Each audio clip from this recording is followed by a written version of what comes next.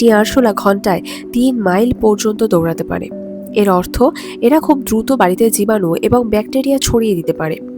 এরা নরম মাংসভুক্ত এবং মানুষের খাবার, আঠা, কাগজ, সাবান, এমনকি মৃত চামড়াও খেতে পারে। এরা বিশেষ করে মদ্য পানীয়ের প্রতি আকৃষ্ট হয়।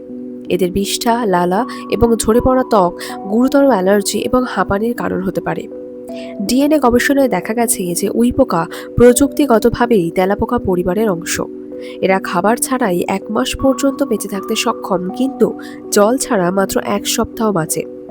কীটপতঙ্গ হওয়া সত্ত্বেও বন্য তেলাপোকা বা আরশোলা ক্ষয়প্রাপ্ত পদার্থ ভেঙে এবং নাইট্রোজেন চক্রাকারে সহায়তা করে বাস্তুতন্ত্রের গুরুত্বপূর্ণ ভূমিকা পালন করে থাকে।